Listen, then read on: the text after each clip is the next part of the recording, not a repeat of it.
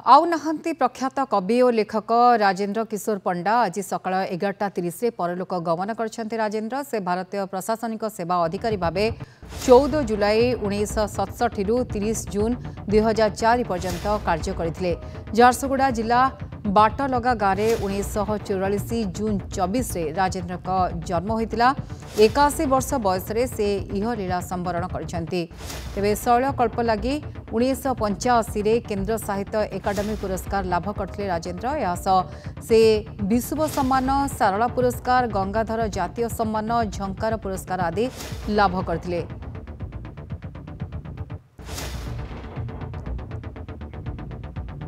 तेबे अनेक पुरस्कार से लाभ करछन्ती। निज लेखा पाई से चर्चित मध्य से आउ नहांती राजेन्द्र किशोर पंडा प्रख्यात कवि और लेखक।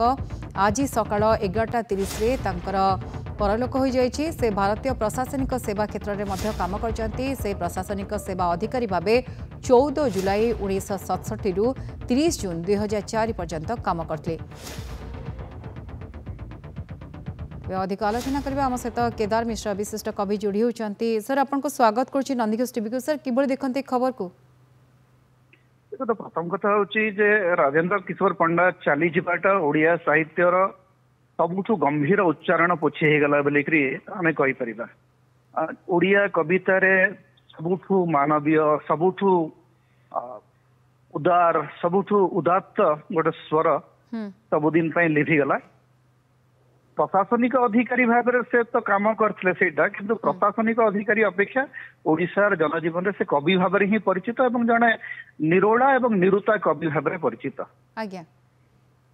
तेणु आपण शैलकल्प जिते प्रकाश पाइला से आम सब कॉलेज रे पढ़ुता आम सेटा थिला गोटे प्रकार गोटे अद्भुत आविष्कार एक्चुअली जे कविता एमिति भी लिखा जाई पारे एते सहज सरल एवं स्पष्ट भाव गोटे गहन रहस्यमय कथा कह जाई पारे।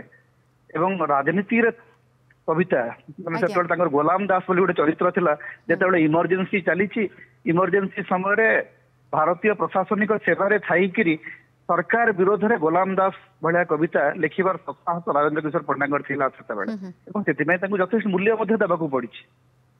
आज्ञा शैलकल्प से जो कवि लेखाटी आप पढ़ी कि जड़े कवि हिसाब से केबे इंस्पायर होती कि लेखा को नहीं? देखो आम जेनेरेशन एमिति को कवि नथिला जी राजेन्द्र किशोर पंडा को पढ़ी नहीं द्वारा उद्बुद्ध है नहीं। खाली शैलकल्प नुह जिते घुणाक्षर, निज पाई नाना बाया, गौण देवता, शैलकल्प, अन्य, बोधि नभ एवं शेष कविता संकलन आपण अच्छी माने प्रत्येक कविता संकलन जार प्रति कविता माने राजेन्द्र किशोर पंडा आम गोटे प्रकार मंत्र एक्चुअली। रमाकांत रथ, राजेन्द्र किशोर पंडा, सौभाग्य कुमार मिश्र ये तीन जन कवि आमको एते मात्रा रे सेते प्रभावित करथिले। सेटा होची सेति माने जेतेबेले जणे पर जणे चली जाउछन्ती सेतेबेले लागुची जे जेति आम पछरु गोटे गोटे छाई हटी हटी जाउछि। आउ सेमती लेखा आपण पाउचंती कि कारण आपण माने लिखुचंती आपण मानकर मध्य अनेक फैन अछंती किंतु तांको समर से लेखा आउ एबे जो जनरेशन लिखुचंती केमती कंपैरिजन करिवे आपण? देखंतु कविता होची गोटे निरवधि प्रक्रिया, गोटे निरंतर प्रक्रिया। कवि सहित कविता मरे नहीं, कविता रहे, कविता निरंतर थिला अच्छी आ रहिबो। सेथिमे राजेन्द्र किशोर पंडा शेष कविता संकलन ना होची आपण अछंती एवं आपण अछंती बोली से सारला दास को कहउचंती। से बहिर कवर पेज रे अछंती सारला दास, कारण सारला दास ठू राजेन्द्र किशोर पंडा पर्यंत जो अनंत कवितार धारा से कवितार धारा केबे माने मरिबो नहीं। किंतु जड़े राजेन्द्र किशोर पंडा सी माने अन्यार कवि एवं अनन्य कवि सेटा सेही परिचय तांकर रहिबो।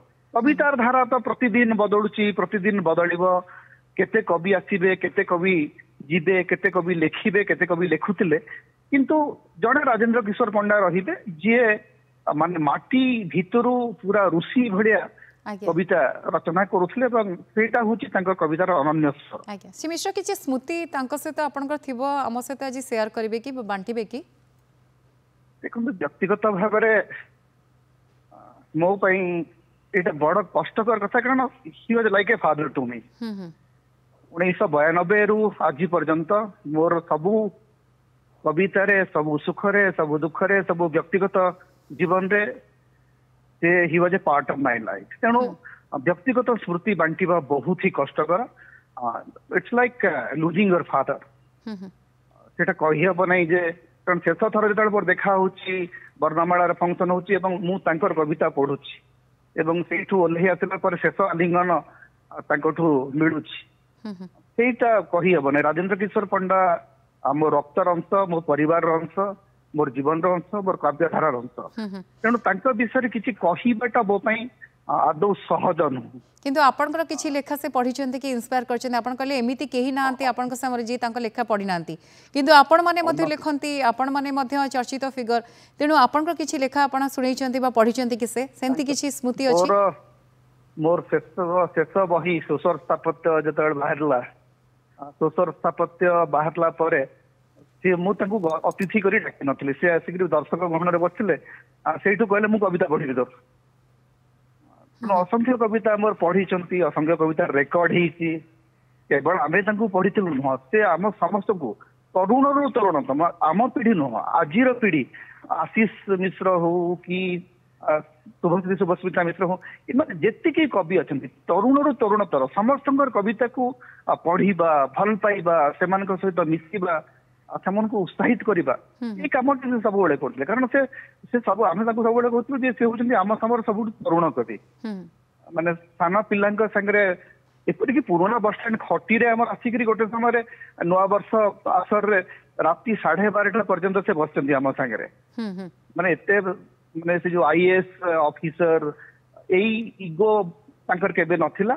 କବି ଭାବରେ ଆମେ ତାଙ୍କୁ ଯେକୌଣସି ସଭାକୁ ଯେତେବେଳେ ଯେମିତି ତାଙ୍କ ଉପରେ ଆମର ଗୋଟେ ଅଧିକାର ଥିଲା ଯେ ତାଙ୍କୁ ଆମେ ଯେତେବେଳେ ଯୋଉଠିକି ଚାହିଁବୁ। ଏବଂ ଅନେକ ସମୟରେ ମାନେ ମୁଁ ଆଜି ସେ ନାହାନ୍ତି ବୋଲିକିରି ଏଇଟା କହିବାକୁ ମତେ ଖରାପ ବି ଲାଗେନି, ଅନେକ ସମୟରେ ତାଙ୍କ ସହିତ ଝଗଡା ବି ହେଇଛି। ଯେମିତି ସାଙ୍ଗମାନଙ୍କ ସହିତ ଆମେ ଝଗଡା କରୁ, ତାଙ୍କ ସହିତ ମାନେ ଅସଂଖ୍ୟ ଥର ମତଭେଦ ହେଇଛି।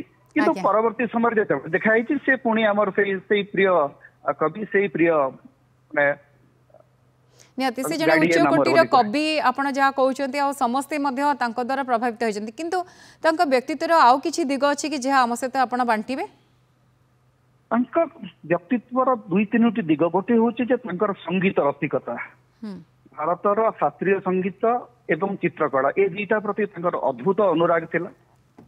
ଆଉ ଗୋଟେ କଥା ହଉଛି ଯେ ନିଜ ମନ ଭିତରେ ସବୁବେଳେ କହନ୍ତି ଯେ ମୁଁ ବୃତ୍ତିରେ ବାମ, ମାନେ ମୁଁ ବୃତ୍ତିରେ ସରକାରୀ ଚାକିରିଆ କିନ୍ତୁ ପ୍ରବୃତ୍ତିରେ ବାମ। ନିଜକୁ ସବୁବେଳେ ଜଣେ ବାମ ମାର୍ଗୀ ବୋଲିକି ସେ କହନ୍ତି, କିନ୍ତୁ ତଥାକଥିତ ମାନେ ବାମପନ୍ଥୀ ବିଚାରଧାରା ବା ବିପ୍ଳବୀ ବୋଲିକିରି ସେ ନିଜେ କେବେ ସ୍ୱୀକୃତି ଦେଇନାହାନ୍ତି। କିନ୍ତୁ ଅନେକ ସମୟରେ ଏମିତି କବିତା ଲେଖିଛନ୍ତି ଯେ ଯୋଉଠି ମାନେ ଆପଣ କହିବେ ପହିଲା ଗୁଳି ମତେ ମାର, ଏଇଭଳିଆ କଥା। ତାଙ୍କର ଗୋଟେ ଭୁବନେଶ୍ୱର ବୋଲି ଗୋଟେ କବିତା ଅଛି ଏବଂ ସେ ଭୁବନେଶ୍ୱର କବିତା ହଉଛି ମାନେ ବ୍ୟୁରୋକ୍ରେସି ଭିତରେ ରହିକରି ବ୍ୟୁରୋକ୍ରେସିକୁ ବିଦ୍ରୁପ କରିବାର ସତ୍ସାହସ, ଅଦ୍ଭୁତ ସେ ସତ୍ସାହସ। ଏବଂ ଧାଡି ଧାଡି କବିତା ତାଙ୍କର, ଯେତେବେଳେ ସେ ଝିଅ ପାଇଁ କବିତା ତାଙ୍କର, ମାଟିକୁ ଫାଟିଯା ବୋଲି କହିବୁନି ଝିଅ ବରଂ ନିଜେ ଫାଟିଯିବୁ, ଈଶ୍ୱରଙ୍କର ଜନ୍ମ ପାଇଁ ଦ୍ୱାର ଖୋଲିଦବୁ, କିମ୍ବା ବନ୍ଦୀ ମୁଁ ତମକୁ ବର୍ଣ୍ଣମାଳା ଦେଉଛି ନିଅ, ତମର ପ୍ରଥମ କବିତାର ପ୍ରଥମ ଧାଡି ଶେଷ କବିତାର ଶେଷ ଧାଡି ପାଇଁ ସେତିକି ଯଥେଷ୍ଟ। ମାନେ ଅଦ୍ଭୁତ ଚମତ୍କାରିତା, ଅଦ୍ଭୁତ ସ୍ଫୋଟ ଥିଲା ତାଙ୍କର କବିତାରେ ଆକ୍ଚୁଆଲି। ସେଇଟା ମାନେ ଅନେକ ସମୟରେ ମାନେ ପହିଲା ଗୁଳି ମତେ ମାର ବୋଲି ଚିତ୍କାର କରେ ତ ତାଟି କବାଟ ପଡିଯାଏ ଭୁବନେଶ୍ୱର। ଅତି ଅଦ୍ଭୁତ ବିପ୍ଳବୀ, ଅଦ୍ଭୁତ ବିଦ୍ରୋହୀ ଏବଂ ପ୍ରଚଣ୍ଡ ପ୍ରତିବାଦୀ ସତ୍ତାର କବି ହଉଛନ୍ତି ରାଜେନ୍ଦ୍ର କିଶୋର ପଣ୍ଡା। ଆଜ୍ଞା, ଯେତେବେଳେ ସେ ନାହାନ୍ତି ତାଙ୍କୁ ନେଇ କ'ଣ କହିବେ? କାରଣ କୁହାଯାଏ ଯିଏ କବି, ଯିଏ ଲେଖକ, ସେମାନେ ଚାଲି ଯାଆନ୍ତି କିନ୍ତୁ ସମସ୍ତଙ୍କ ହୃଦୟରେ ରହିଥାନ୍ତି। ତାଙ୍କ ବହିଟି ଯିଏ ପଢ଼େ, ତାଙ୍କ କବିତା ଯିଏ ପଢ଼େ, ସବୁବେଳେ ସ୍ମୃତି ହୋଇ ତାଙ୍କ ହୃଦୟରେ ସେ ରହିଥାନ୍ତି। ତାଙ୍କର ସେ ଯିବା ସମ୍ଭବ ନୁହଁ। ଯେମିତି ସେ ତାଙ୍କର ଶେଷ କବିତା ବହିର ନାଁ ହଉଛି ଆପଣ ଅଛନ୍ତି, ମୁଁ କହିବି ଆପଣ ଅଛନ୍ତି। ରାଜେନ୍ଦ୍ର କିଶୋର ପଣ୍ଡା ଚିରକାଳ ଅଛନ୍ତି ଆଉ ରହିବେ।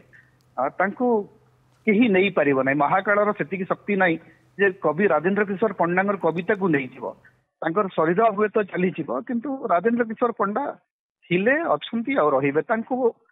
ତାଙ୍କୁ ପୋଛିବା ସହଜ ନୁହଁ।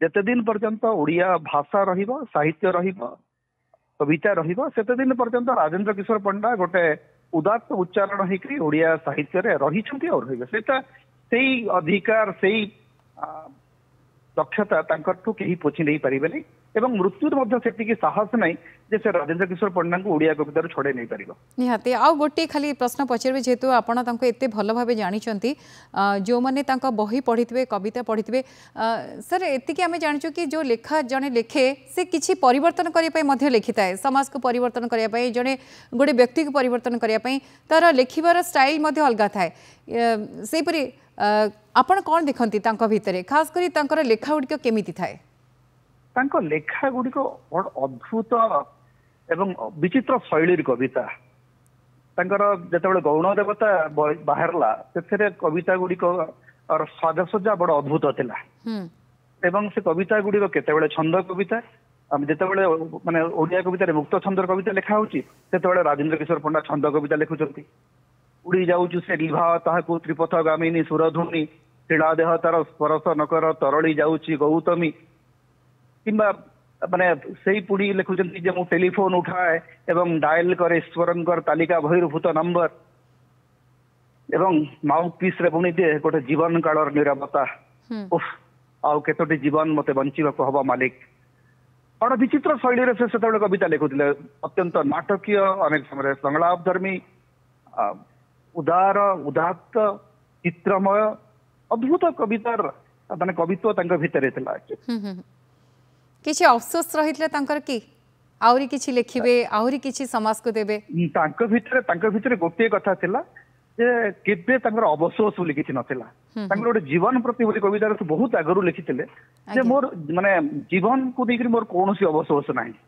कारण रंपेला गाँ हीराकुद अंचल रे बुड़ी जाइथिबा गोटे गाँ रु जन्म नैथिबा तांकर गाँ लिभि जाइछि हीराकुद नदी बंध भितरे एवं से गाँ रु हीराकुद नदी बंध रे बुड़ी जाइथिबा से गाँ रु भुवनेश्वर पर्यंत तांकर यात्रा रे से चिरंतन चिरतृप्त मनुष्य से तांकर अवसोस बोली केबे किछि नथिला एक्चुअली जीवन को नेकरी अत्यंत आस्थावान अत्यंत संवेदनशील तेणु राजेंद्र किशोर पंडांकर जीवन को नेकरी अवसोस किछि नथिला किंतु आहुरी लेखंतु आहुरी कवि बाहरंतु लेखक बाहरंतु आकु नै मध्य इच्छा थिला कि तांकर गोटे कवि प्रति गोटे कविता जो से कहते जे कविताटा हूँ गोटे रिले रेस परवर्ती समय तरुण को कविताटी धरईदेला मोर दायित्व शेष तेणु जेते दिन पर्यंत ओडिया कविता रहिबो सेते दिन पर्यंत राजेंद्र किशोर पंडा रहिबे माने तांकर अवसोस किछि नाही अशांति बोली किछि नाही माने चिर तृप्ति एवं महानिरवतार कवि तांकर कौन सी प्रकार आपण कहि परिबेने जे तांकर मृत्यु बा विलय हिची बोली आज्ञा बहुत बहुत धन्यवाद केदार मिश्र थिले विशिष्ट कवि जी बुझौथिले जने लेखक कवि चलीगला परे मध्य से सबुबले अमर हे रुहे जेतले पाठकटे पढ़े तांको लेखा बा बही सबुबले तांको मने मने झुरुथाय सेमती जने व्यक्तित्व थिले राजेंद्र किशोर पंडा से नाहांती किंतु तांकर लेखा माध्यम रे सबुदिन से अमर हे रहिबे प्रशासनिक अधिकारी थिले किंतु ता भितरे अनेक संकलन कविता संकलन कथा कहंतु बा लेखा से लिखिचंती जहा समस्त को सबुबले प्रभावित करिछि।